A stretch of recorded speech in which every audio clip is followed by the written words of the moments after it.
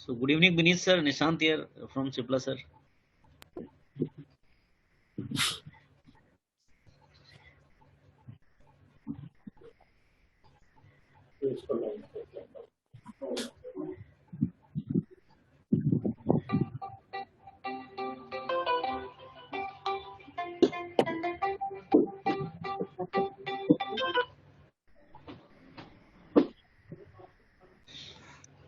Hello, sir, Dr. Rajeev.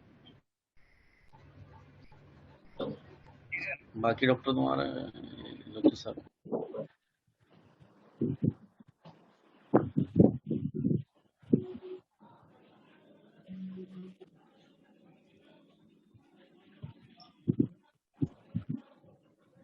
Anil को बुला लो।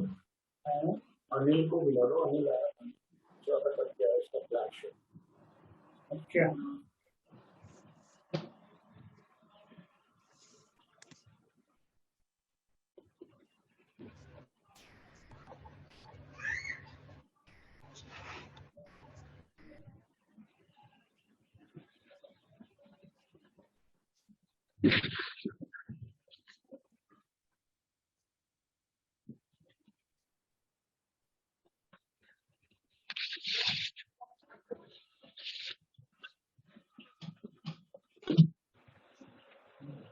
क्या हाल है?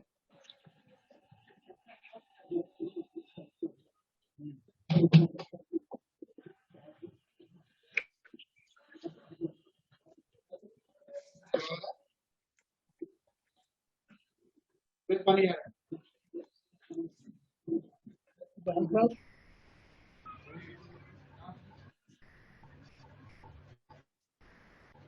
हाँ, बताइए।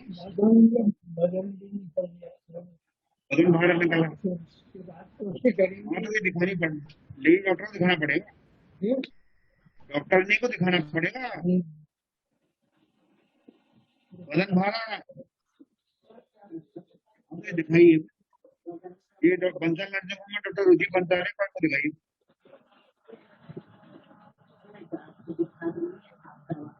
मंदिर।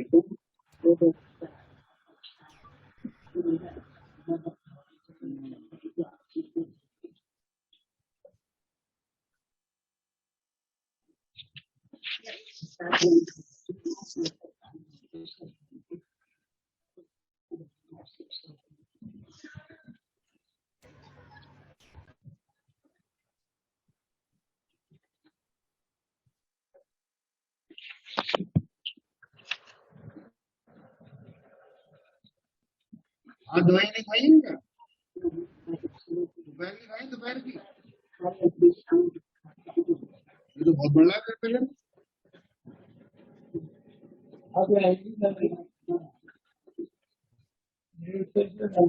So sir, good evening, Rajiv sir. Should I start, sir? With your permission, sir. Yes, we can start. Yeah. Thank you, sir. So good evening, all.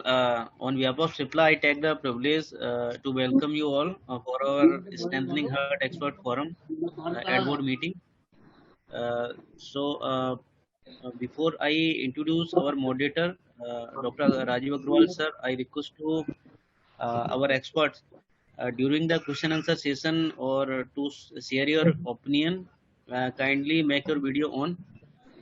So with this, I wish to introduce our speaker, sorry, moderator for our expert forum event, who is Dr. Rajeev Aggarwal sir. And sir has done DM from Jimmy Pant Hospital, New Delhi, हाँ, and he's also Pfizer medallion for all-round topper in MBBS in 1983, and sir chairs the Department of Cardiology at Jaswant Rai Specialty Hospital, Meerut, and he was equally in preventive and invasive cardiology and enjoys taking diabetes, vascular disease. He has deep interest in vascular disconnect biology, कर especially diabetes. Uh, this uh, this department is the biggest referral base in India for the Boston Cardiac Foundation, which implants free pacemaker for needy patient. And sir also holds the Limca Book of record for implanting maximum number of the free pacemaker in India. and he was awarded for Amar Ujala National Excellence Award for Lifetime Achievement in 2017, and he has been also awarded Lifetime Achievement Award in 2017 by IMA Merit, given by Mr. Siddharth Nath Singh, member of Health UP. So, sir has recently went to Addis Ababa for mission to implant free pacemaker in 2017, and he has also a Lifetime Achievement Award in 2018 by Syed Aruddin Memorial Society and Urdu Department, CCU Merit. And with this, I wish to hand over this session to Dr. Rajeev Aggarwal, sir. And please take care of the further proceedings, sir. And over to Yeah. you, sir. Thank you, sir. Thank you. Thanks for. Mr. Nishant, can I know who all are on the board so that I may individually ask each one of us to introduce in a line or two so that we are familiar to each other. So I hear Samir here. So Dr. Samir, can you start? Good evening, sir. Okay. So kindly introduce in a line to all the fellow panelists on the board. So I am working with Max Hospital, Vaishali, and been practicing cardiology for more than 20 years. And I have worked with Sar in Meerut and learned a lot from him. And that still helps me a lot in my career and my practice. Thank you. Maybe the next one can come in on his own, so that we are all familiar with each other. Hello, I am Dr. Hemant Malhotra. I am working as a cardiologist at Kailash 71. I have passed my DNB from Jaslok Hospital, Mumbai, under Dr. Ashwin Mehta and Dr. Sushil Munshi. And at the present moment, I am working in Kailash 71 as a cardiologist. Thank you.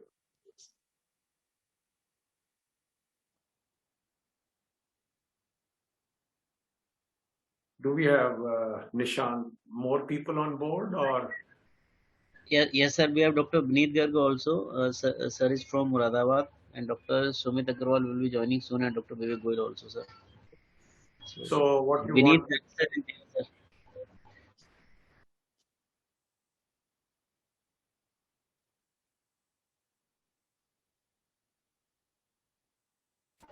Hello, Vineet sir, are you there, sir?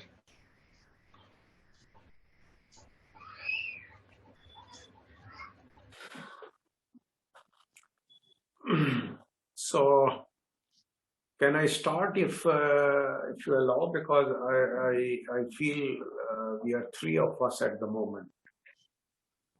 Yes, sir. Yes, sir. Yes, sir. You can share the slides. So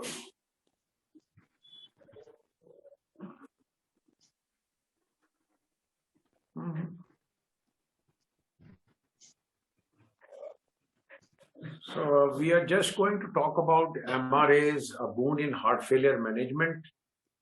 And as you know, most of the content is monitored and let me say moderated by me. So it's a disclaimer, and we'll have some question answer, and panel members are since doing every day this kind of medical intervention. So I encourage all of you to participate. Just I'm going to run through some material which I thought will be very refreshing. And if you look at the data between the ACE, beta, aldosterone antagonist, and hydrolazine, the relative risk reduction with the aldosterone inhibitors antagonist is 30% and NNT is just 6%. And heart failure risk reduction hospitalization is to the tune of 35%.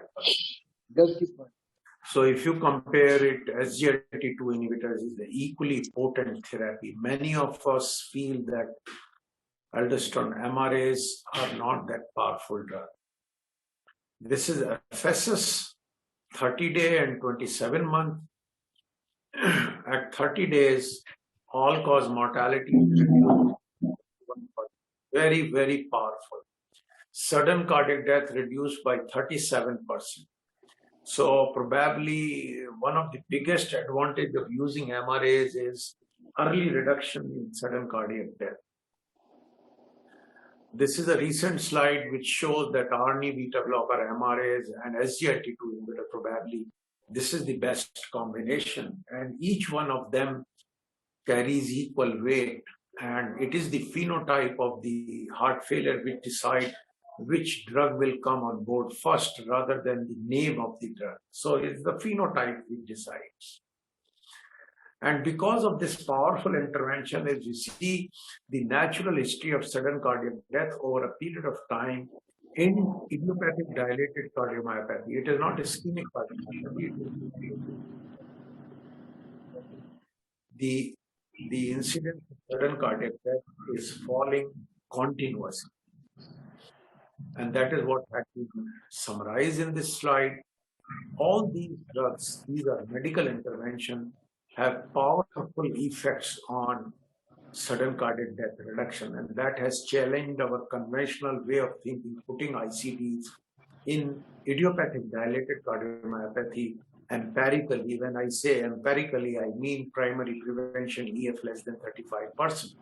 So that understanding has changed because these drugs have changed our understanding of heart failure. They do remodeling, and many of these patients, they spill over a 35% bar over a period of time. I'm sure many of you must be aware that Danish trial, which was a post hoc analysis, showed that ICD does not improve the outcome in patients if they are properly treated.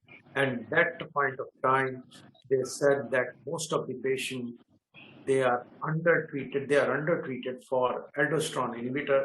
The moment you upgrade the usage of aldosterone inhibitor in idiopathic dilated cardiomyopathy patient, ICD does not add on to the mortality reduction. So there was a lot of chaos because of this trial. And ESC guidelines are downgraded to 1B, not 1A. Empirically, primary prevention ICD in idiopathic dilated cardiomyopathy. This is overall benefit of heart failure. And look all the therapies which are placed on top, and the biggest advantage is MITRA clip web trial, and I do not know, on a lighter side there are 13 zeros for the p-value, 13 zeros. Number and with this background and what we are doing as clinician, even in 13 now, the most of the trials, the MRA usage is less than 50%. That is why what are the bottles that are it's such a powerful evidence. So to gain insight, MRA's placement and utilization in heart failure management, and to create awareness among physicians of MRA. Heart failure, as you know, is a global problem. India, 1% of total population, so about 8 to 10 million people. Annual incidence is 0.5 to 1.8. Sorry, yeah.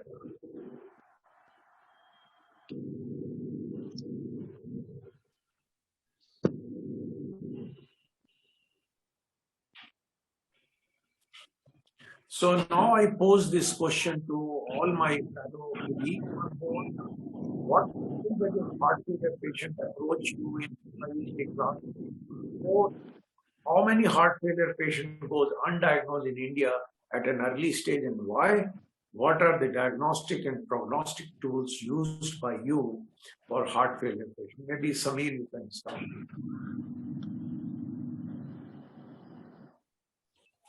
So thank you, sir, for setting the ball rolling. I think you are very passionate about the aggressive medical management of heart failure, and I have worked with you and learned a lot from you. And we all would understand that there is a significant number of patients who approach to us in a relatively late stage. And we as cardiologists, because we see a proportion of patients, we don't see the field patients totally. So mostly because they come to us for a super specialist opinion. So our percentage of seeing these patients is quite high, and we may even see these patients in end stage heart failure disease.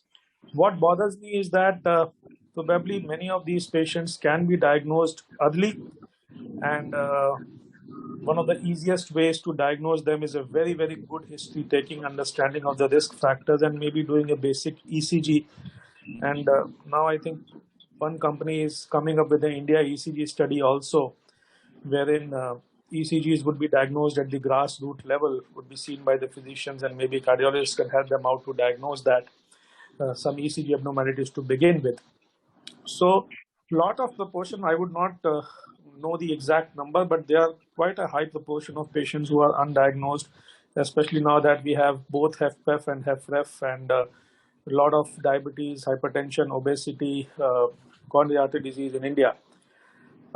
We as cardiologists it would be easy for us to diagnose these patients because we have ECG and echo at hand. So most of the times it's very easy for me to take a history, do an ECG, do an echo, and our usage of biomarkers have tremendously increased, the NT-proBNP, troponins, etc.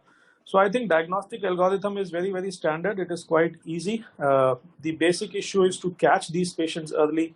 Basic issue is about education and many of the patients understanding their symptoms, especially the diabetic individuals who can present with a significant disease for the first time, and they are just oblivious of the fact that they were all right about 2 months, 3 months back.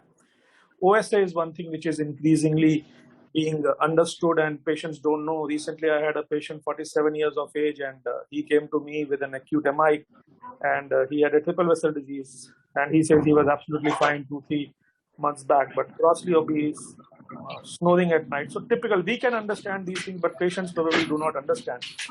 So it's a long, long way actually to go. I think the basic focus has to be early diagnosis, and that should be done at the grassroots level. India is on a time bomb. I think it's a big, big epidemic that we are facing. Thank you. Dr. Hemant, please, you are muted.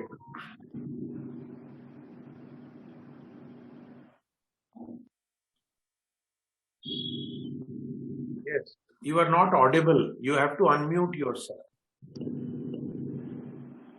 Yeah, sir. Am I audible now? Yes. Yeah, Dr. Sameer rightly said that most of the patients are undiagnosed in the early stage because these patients are moving between the general physician and the pulmonologist, and they present with the shortness of breath only, and in the meantime they just do the X-ray and other things, and but they don't subject the patient to the cardiologist for echocardiography or for their opinion. Hence, the patients remain undiagnosed. Hence, the patient they come to the cardiologist in the late stage, in the stage 2 and stage 3 stage, where means it's very easy for the cardiologist, as Dr. Savi said, to do the echo and to diagnose the HFrEF and HFpEF, and then accordingly we can subject the patient to the NT-proBNP and other things like 2D echo with TDI, tissue Doppler imaging, and we can diagnose the HFrEF very easily and HFpEF very easily according to this. Yeah, Dr. Rajeev, I totally agree with Dr. Hemant that most of the patients of dilated cardiomyopathy and CHF which I get are from the pulmonologist. I mean, since I'm sitting in a small city like Moradabad, you are all in the bigger cities. So here we have, just like Dr. Kuba was talking of the grassroots level, we have that sort of patient coming. So most of them, they go to, for as a patient of breathlessness or dyspnea, they go to the pulmonologist. They come to the cardiologist very late. And by that time, maybe the ejection fraction is even below 30%, 35, 24, 20%. When I'm doing my, I have a lot of such patients coming from the pulmonologist, very low ejection fraction. And there I have found in some of my patients which I have treated that the effect of ARNI and ACE inhibitors especially the Hopes and all have been very good in the recent past.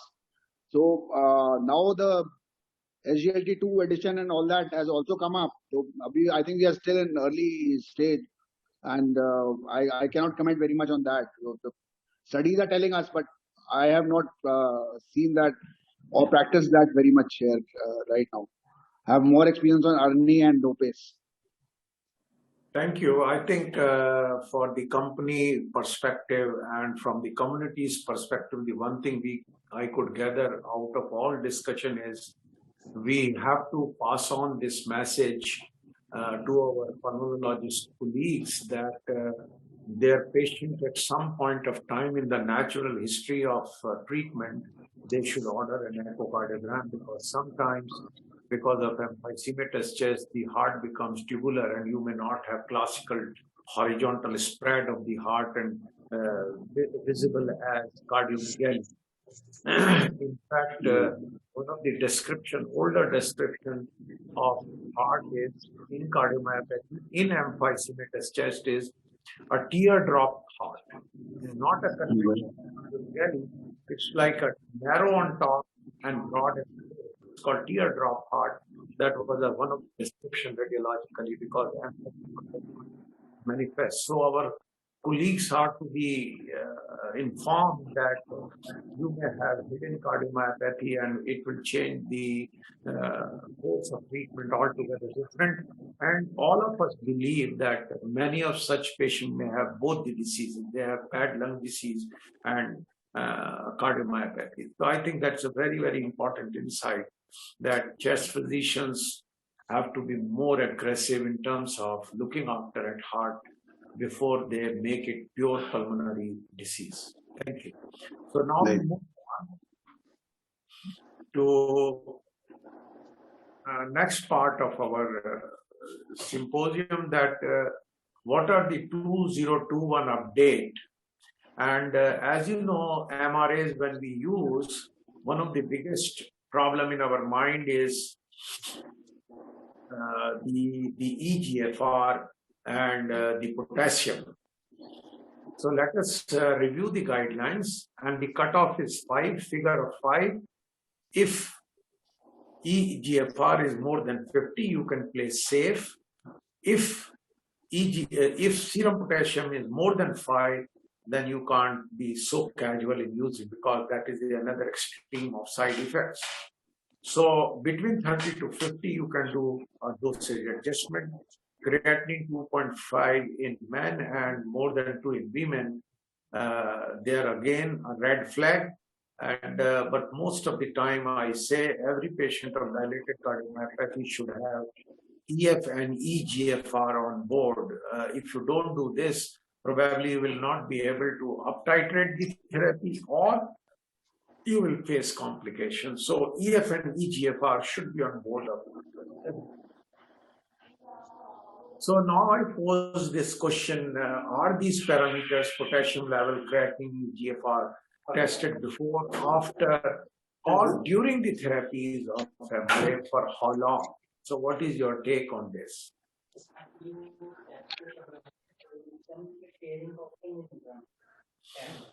Anyone of us can take Yeah, I think it's mandatory to basically order these tests as a baseline, and especially potassium is very, very important, because that is one thing which we are afraid of.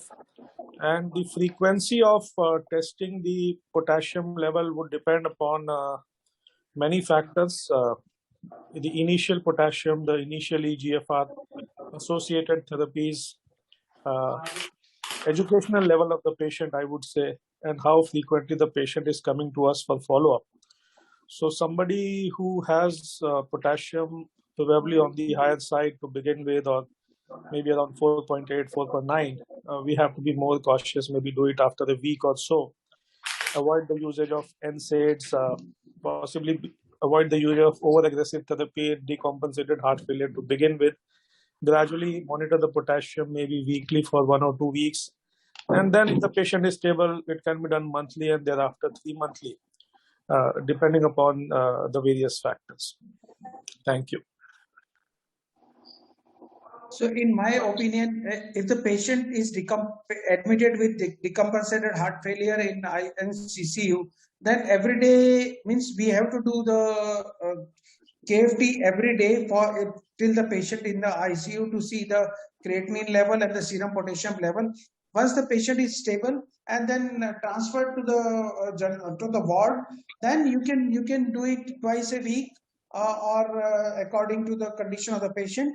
And then once the patient is discharged, initially every 15 days, first initially for the every week for a couple of weeks, then every bi-monthly.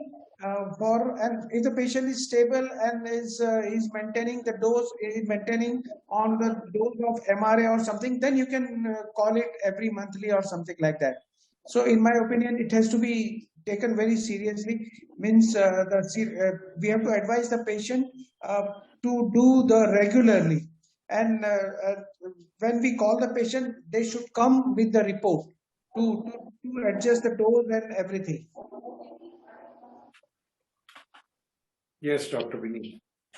Yeah, I totally agree with what Dr. Hemant is saying.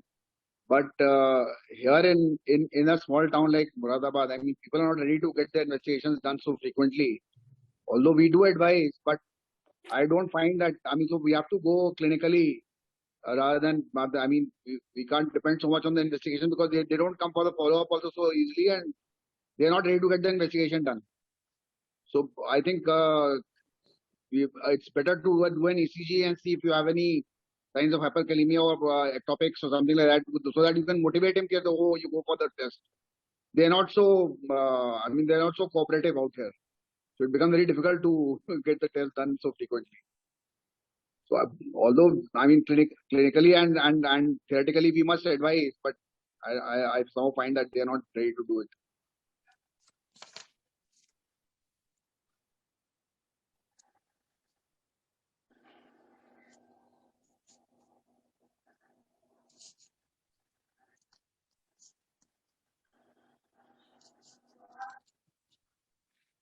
I think that's a very valid point, but I would strongly believe and very strongly recommend that, especially in patients in whom the risk of hyperkalemia is high, especially elderly, diabetics, low body weight, associated use of ACE inhibitor, ARNI, NSAIDs. So these are the patients wherein you can choose and order their potassium more frequently, because hyperkalemia is life-threatening. We have had episodes of patients coming to us with a cardiac arrest and the potassium being around 7, 6.5, and it can actually be a very, very life-threatening situation. So to me, I think that if you are working in a resource challenge setting, which is a very practical problem, maybe EGFR may not be done or something of that sort, but potassium alone uh, in patients who are at very high risk of hyperkalemia should be done, and we can motivate them. It's not a very costly investigations, but I can totally understand Dr. Vineet, because every place has their own challenges and we have to work under so many limitations.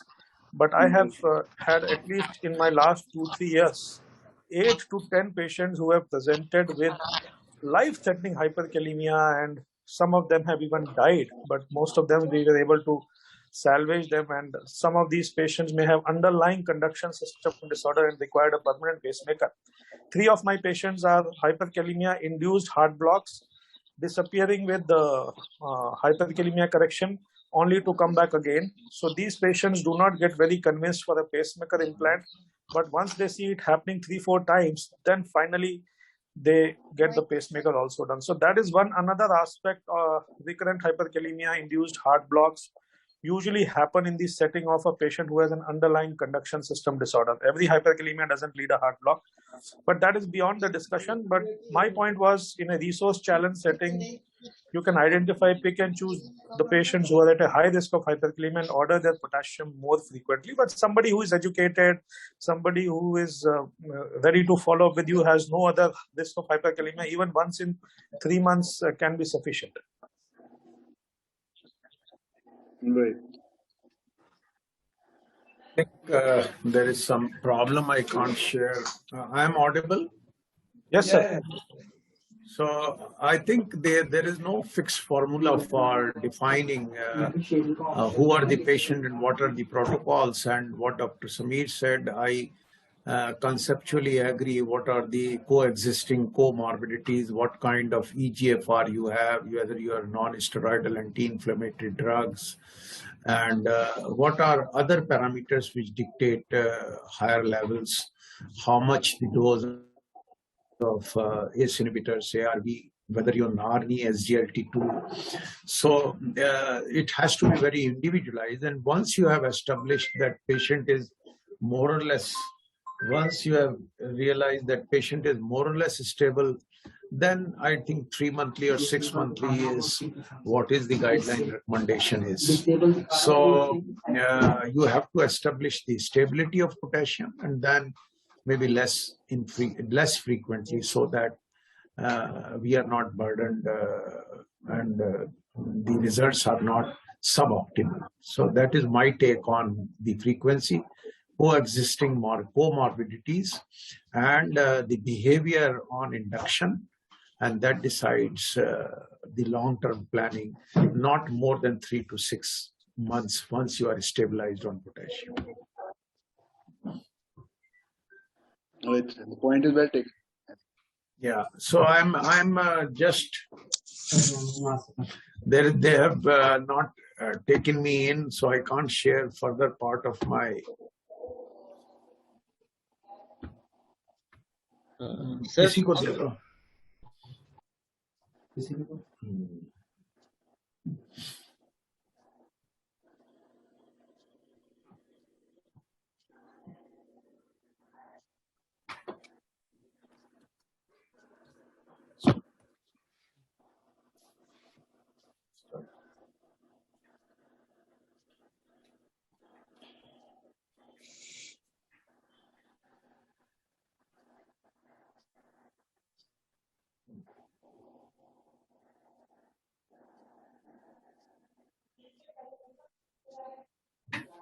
I think you got something on screen. so we have our vendor also, sir. If you can help to, sir, to share the screen.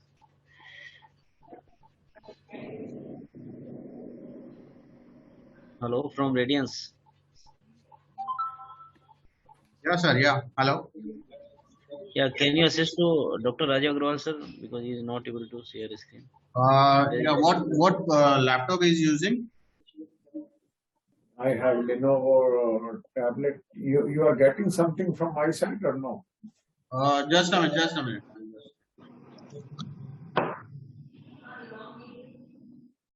Can you try now to share the screen? Yes, I can. I think now you have made me co-host. Yeah. Yes. Is it visible now? Dr. Rajeev, click on that share screen. Share screen. There's an option called share screen. At the bottom of your screen, you will see. I have done it. Only the host can share in this meeting, and I'm not the host, so you have to make me host. No, I've made you the co-host. No, it's not taking. No, so do one thing. Actually, Dr. Rajeev Aggarwal, sir, name is featuring at twice.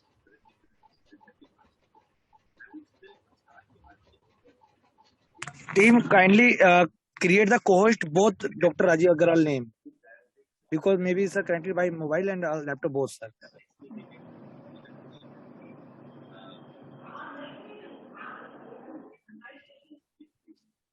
Yes, sir. Can you try now? Okay.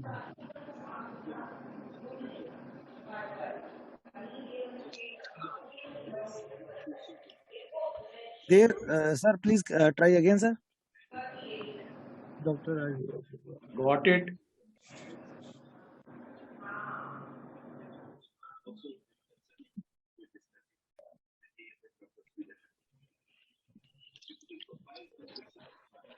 Sir, on your screen, there is an option called share screen.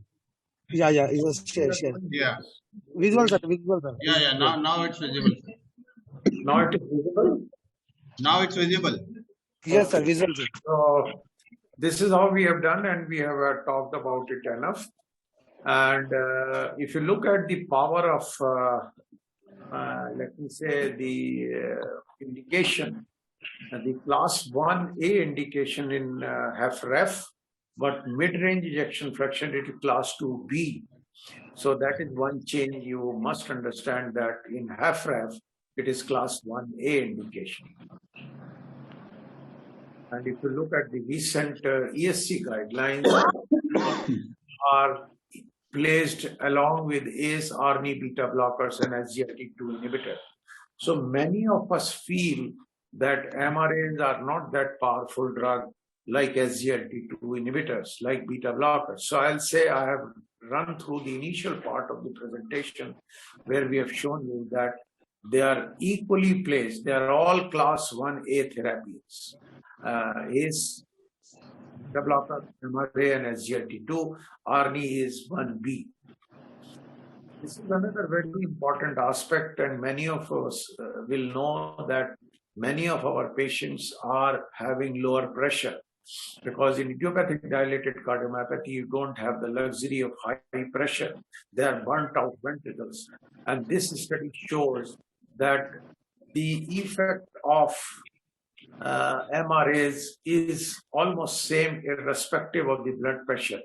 So when you have a pressure more than 135 right bottom, there is no problem. But what is interesting is to know the top line middle, that even if the pressure is less than 105, the MRAs continue to be as inducing drug, mortality reducing drug as in 135. So that is a very, very important point to understand, that in low blood pressure setting, which is not unusual, seen MRAs translate into same advantage as in higher blood pressure. So let me ask, in terms of figures, what percentage of patients you use MRA for heart failure? That means those who are eligible. And when do you consider starting MRAs in patients with heart failure along with ACE, ARB, and beta blocker, all together or sequential?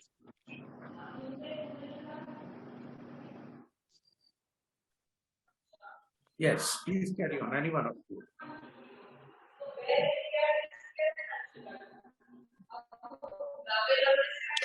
So I think, sir, definitely we would all agree that our usage of MRAs is not as optimal, or I think as strong as it should be, considering the data. We worry about hyperkalemia, and usually we start with either ACE inhibitor, ARB, or ARNI, and obviously depending upon ischemic or dilated cardiomyopathy, some changes in the form of beta blockers, but all are these are class 1 drugs. In post-MI situations, usually, and in acute decompensated heart failure, our aim is to, what we do in our practice is we start both the ACE, ARB, ARNI, or MRA in a medium to low dose to begin with, and with a careful watch on the potassium. But if the baseline potassium is on the higher side, our usual choice is to start an ACE inhibitor or an ARNI, and then sequentially add the MRA later on. Even in the paradigm, if you look at one of the best conducted trials, the usage of MRA was about 52% when compared to the last blockers, which was about 90%. So that is a practical problem. But anyways, we must understand that they are very powerful drugs, and they are cheaper than many other drugs, and they should be used more robustly to begin with.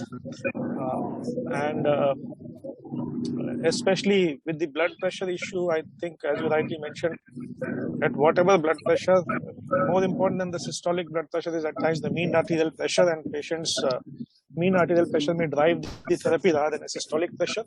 And there's an interesting paper in JACC which showed that a combination of ARNI and MRA produces less hyperkalemia when compared to a combination of ACE inhibitor and MRA. Yeah. So possibly when we use these two drugs together, maybe the risk of hyperkalemia is reduced. And we have to describe, in fact, help our patient understand that they should avoid potassium-rich foods, which at times they are having, and that might be the reason. And not necessarily MRAs are the villains. probably we start to make them villains much early than what we should, and our usage of these drugs should definitely increase. You showed beautifully in the first slide the NNT was 6. So I mean, they are such powerful drugs with such long duration of experience. When we compare them with SGLT to ARNI, our experience with MRA is much long. Thank you. I think, Samir, you raised a very good point that when you have ARNI, the incidence of hyperkalemia is less. I'll extend it to SGLT2. If you start together, the incidence of hyperkalemia is aldosterone inhibitors are used. So these that way. You want to say something? Yes, sir. As Dr. Samir has said, I'm totally agree with that. But in cases of acute decompensated heart failure, when the patient is stabilized or when the patient is transferred from the ICU to the ward, and if the eGFR is more than 50 ml per minute and the serum creatinine is less than 1.5 and serum potassium is less than 5, so you can start MRA to prevent the SCD, sudden cardiac death, and other things.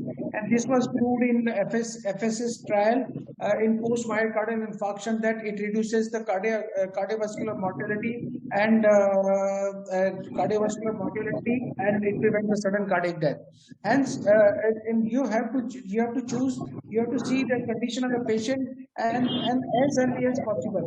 As we know that in the foundational studies that was by the Pecker and John McMurray, the article was published in the Circulation 2020, in which there were 4 drugs in 4 weeks, and it was proposed to new sequencing. As we all know that there are 4 pillars of for the treatment of the heart failure, and that is beta blocker, SGLT to be started in stage 1 and at the lower doses, and you should not top up the dose. This is most important. Started in a low tolerable doses in patients with beta blockers and SGLT2 inhibitors, and then you can add on if the patient is stable, and then you can add on after 10 to second to third week ARNI, and then in the lastly they have recommended the MRA. If the creatinine level is normal and eGFR is more than 50, then you can start safely to prevent the sudden cardiac death or cardiovascular mortality. And then you can, in that foundational study, the John McMurray and the Pecker, what they say that you have to start in the lower doses, and then after 24 weeks, after starting the four drugs in 4 weeks, then you can, according to the condition of the patient and the serum creatinine and serum potassium, eGFR, and according to the blood pressure, you can up titrate the dose of the concerned medicine. Any other input?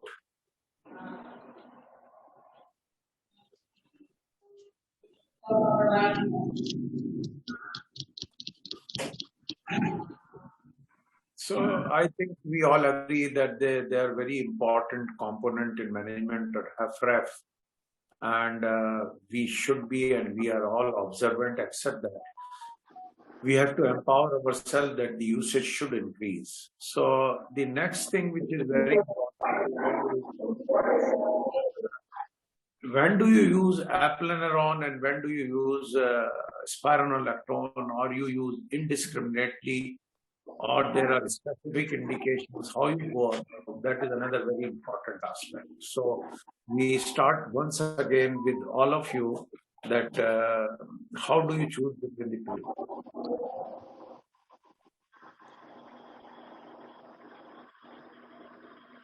So I think, sir, the spironolactone is relatively cheaper when compared to eplerenone, although it has certain side effects which are common both in males and females. If cost is not a concern, usually eplerenone is chosen over spironolactone, although the data with spironolactone for idiopathic dilated cardiomyopathy and heart failure is stronger. Data with eplerenone for post-MI-LV dysfunction is stronger. But nevertheless, eplerenone has less of sexual side effects and other side effects. And also it is metabolically probably better tolerated with some improvement in the HbA1c also, especially in diabetic individuals.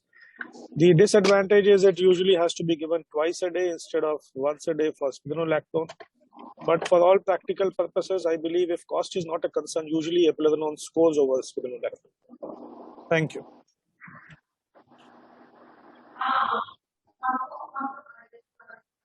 So, Dr. Hemant, you have any input on this? I'm using spironolactone. I think because it's widely available, because we have to give it for the longer period of time.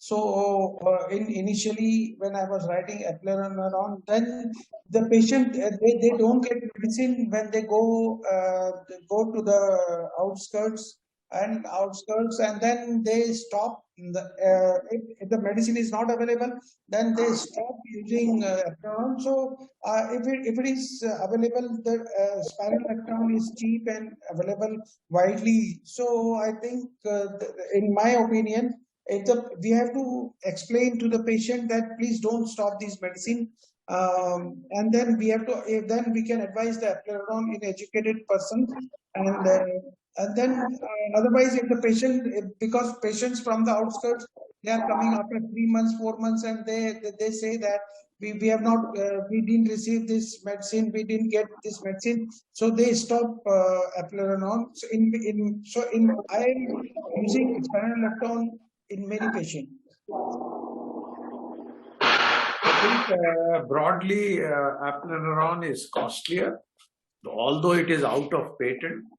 The incidence of gynecomastia is less with eplerenone, and the guidelines, yes, the guidelines do not differentiate between the aldosterone and eplerenone. They do not suggest that medically they are superior over one another, but we have several such reports where the superiority of eplerenone is established.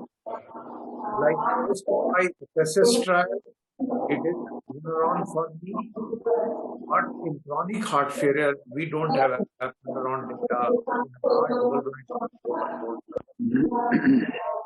I'll just again run through some of the recent data, which suggests that this is, to our surprise, this is a study from Bangladesh which showed that when eplerenone was used, the remodeling in the ventricle is better than aldosterone inhibitors. Small study, small number of patients, and that is how they look at it at 6 months.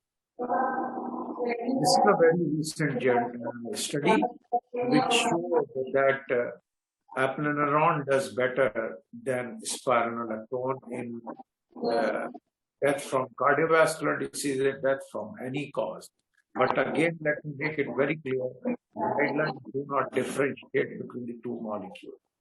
So the next question is naturally, what is the dose, how you start, and what is the dose criteria?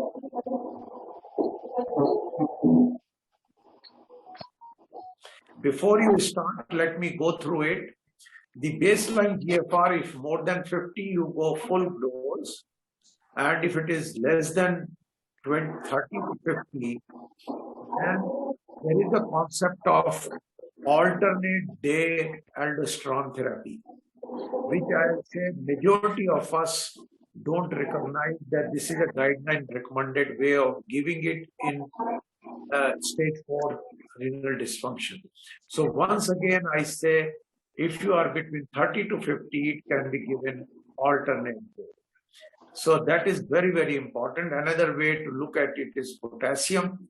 If it is less than 4 full dose and 25 milligram a day, and it can be increased to 50 milligram, and between 4 to 5, there is no dose recommendation.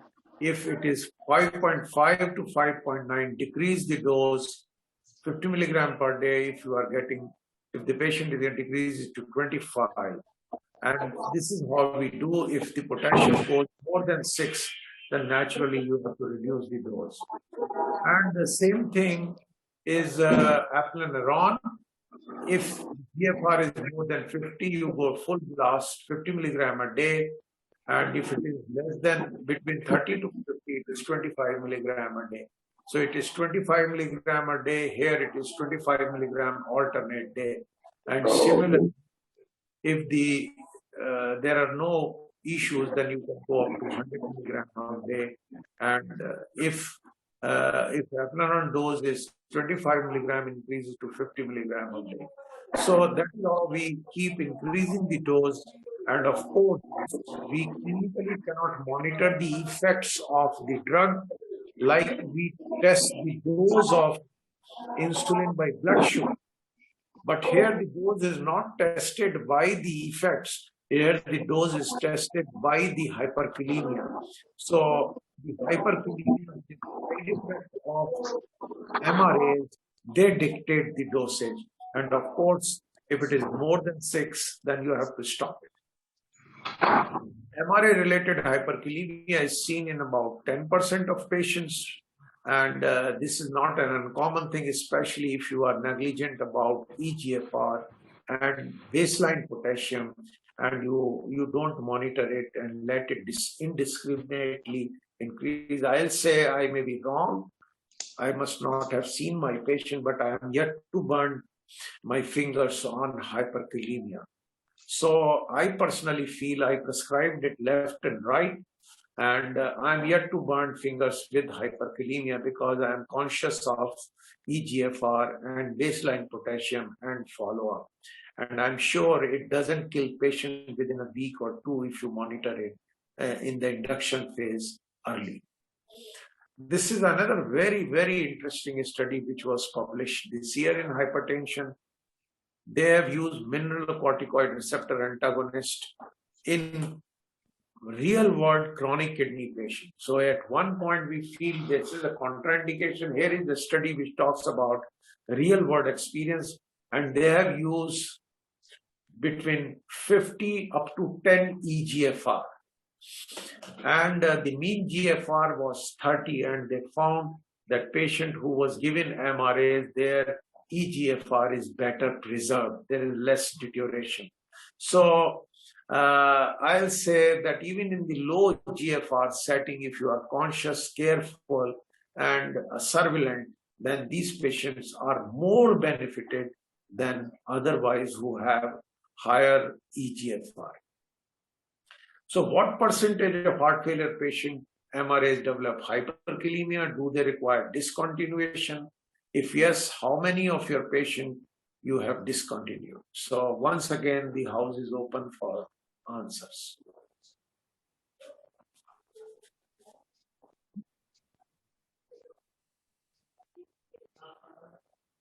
I think, sir, you have put it very beautifully that if you are seeing the chances of hyperkalemia, a lot of my nephrology colleagues and even gastro colleagues are quite aggressive in prescribing this drug when patients have multi-organ dysfunction and heart failure.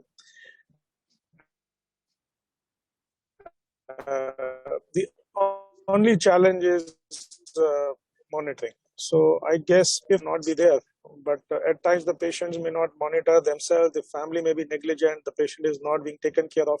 So I think the educational status of the patient and how we convince them and how we feel that they will be able to take this medication and monitoring properly also makes a lot of difference. And another important thing is many times the patients are on high potassium foods, and we do not spend enough time, and they also do not know which are the foods rich in potassium, and we keep on blaming it on the MRAs. But actually, maybe changing the diet may also make a lot of difference. I have had patients wherein hyperkalemia has happened transiently. We have looked into the diet profile, given them K-bind for 2, 3, 4 days, and then majority of the patients have relatively tolerated the drug very, very well. Thank you. I think you have made very important point. Having juices in illness is part of our tradition. Many people, knowingly, unknowingly, diabetic, non-diabetic, we don't believe in eating the whole fruit, we believe in juices. So that is one culprit one can have. And another thing which I have found is your patient, without telling you, when you say less salt, they switch over to Lona salt, which is potassium chloride. So these two things are very common clinical tricks. Many patients, when you come across, आप लोना तो नहीं ले रहे, हाँ सब लोना ले रहे हैं, वो लेना चाहिए क्योंकि सोडियम मना किया है. So these are two things which I always remember, that Lona and juices, I specifically ask them not to take. So dietary habits, what they are doing is very, very important. And the whole drug therapy is hyperkalemic in totality. So we have to be conscious that hyperkalemia can be a complicating issue or a limiting factor in titration of drugs. Dr. Hemant. Sir, usually when the patient is from outside, and then if he is not able to monitor the potassium, if the serum potassium level is more than 5.5, I then tell him to visit after a week or so. So we have to monitor MRAs and it's really and patients, they are taking as you rightly said, the Lona salt and then the rock salt also. They're taking rock salt is I don't know whether it's Lona salt or rock salt is same or NaC. The patients they don't take common salt, but they take rock salt that is available in the market, and they've got the myth that this rock salt is different than common salt, and so then I just tell them to visit with their KFT again and again and to monitor the eGFR and then adjust the dose of is either the MRAs accordingly. I would like to keep the low doses if the serum potassium level is between 4 and 5 and 5 and 5.5 and 5.9. Yeah, that's very good. And I'll say I had been telling my lab people to give us eGFR, but unfortunately nobody gives us eGFR, our pathology colleagues. With the result, it becomes very taxing while you are in clinics that calculating eGFR. Probably if you send your sample to bigger labs, many of them give you GFR. Like if you send your sample to Lal, Ranbaxy or Pathkind, they calculate eGFR. So we should insist our department, because we need it, nephrologists need it, internists need it. Why don't they do eGFR estimation? And that is one thing which will help us a lot in a one go, how to monitor the therapies.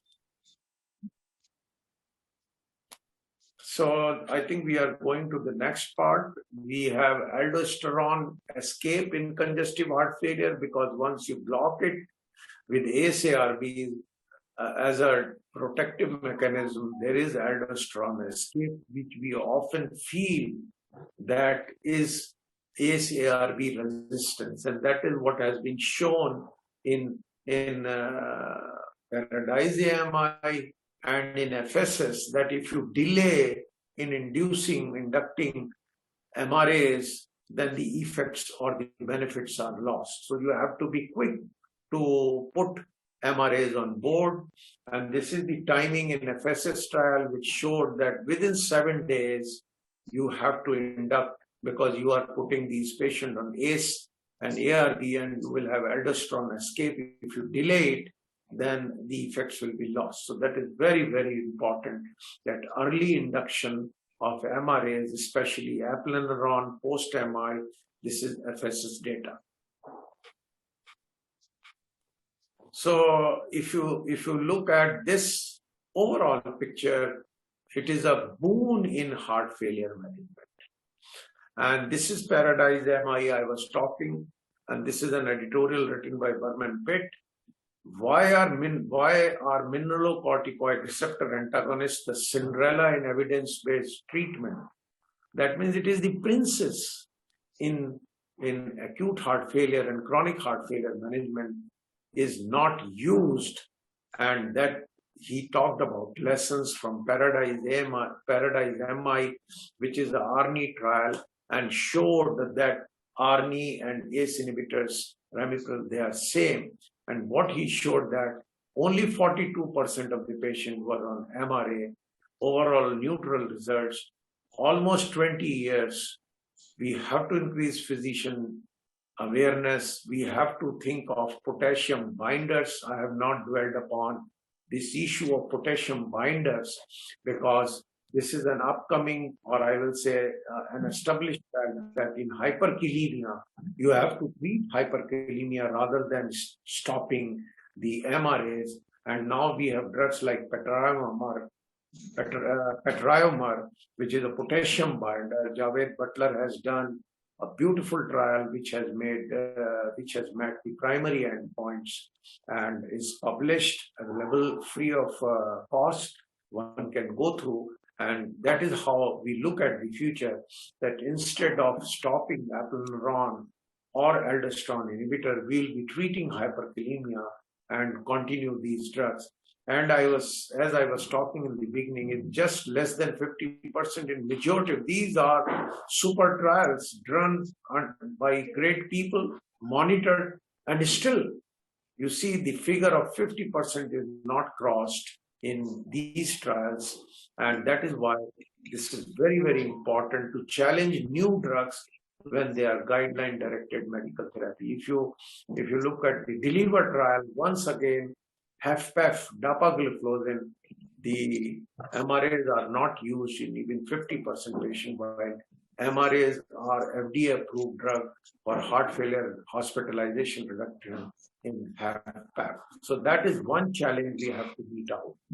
So in clinical practice, how early are MRAs initiated for management of heart failure patient?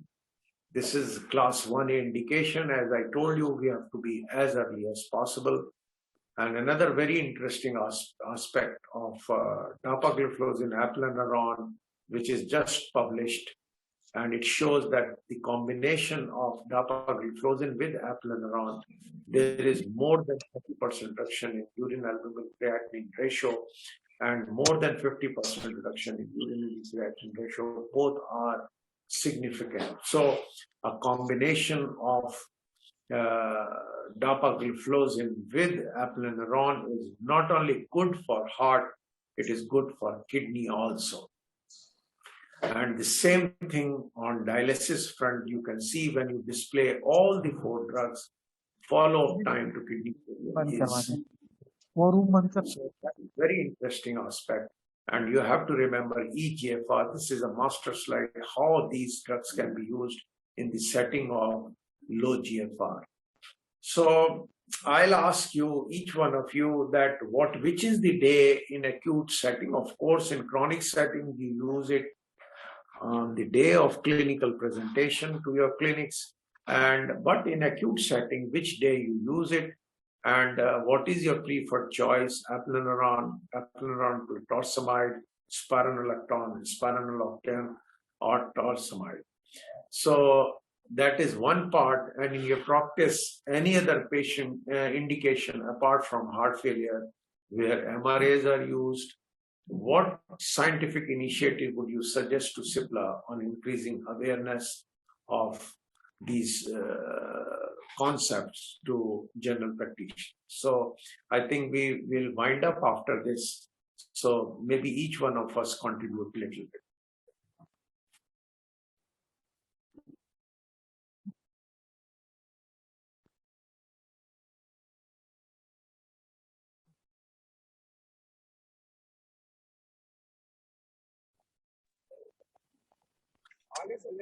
I think, sir, the earlier we start, the better it is. And usually, once a patient is off inotropic therapy for acute decompensated heart failure, the dosage of diuretic therapy is on the decreasing trend, and try to initiate it before discharge in almost all patients, because all trials show that if you're able to initiate the drug pre-discharge, the chances that the drugs are refilled and taken by the patient is higher. Sometimes you have to wait longer. In my practice, post-MI, usually eplerenone in a low dose of 12.5 to 25 is started very, very early. We have data from the reminder trial showing a significant NT-proBNP reduction with the early initiation of the aldosterone antagonist. So somehow as cardiologist, I believe, and I think you will agree with me, that we are more aggressive in using these drugs post-MI early on. And when I was working with you, your usage of MRAs also was very, very high.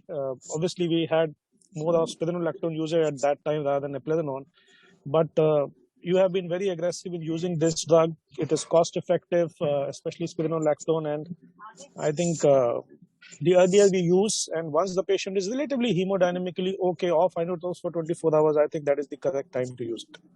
Yes, I think most of my post-MI angioplasty patients go with aldosterone inhibitor, eplerenone oblique aldosterone inhibitors. And I'll say each one of them is benefited. Most of them come back with improved detection period of time because of revascularization and neurohumoral blockade. It is difficult to ascertain how much is the contribution of these two therapies. But I agree, almost every patient goes on MRA. Every patient goes on MRAs unless the heart is absolutely normal. I'm very, very liberal in using MRAs. Dr. Hemant. Yes, sir. In post-MI patient, we start usually after 3-4 days after the inotropes are over. So we start with 12.5, as Dr. Samir Kubba said, and then we increase the dose after the patient is stabilized and the patient is discharged. And then we are calling every patient after 5 days to see the serum potassium level and serum potassium level and eGFR. And if he's tolerating, then we increase the dose. Otherwise, we continue with the lower dose and then and like this, sir.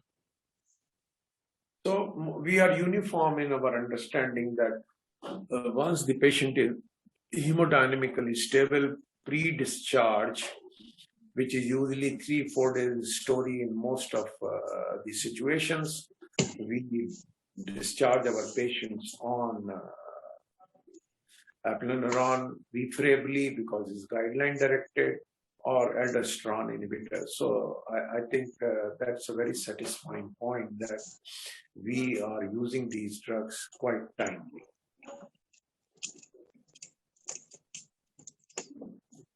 So I think I'll end up by showing a couple of more slides that as long as you are learning, you are not old.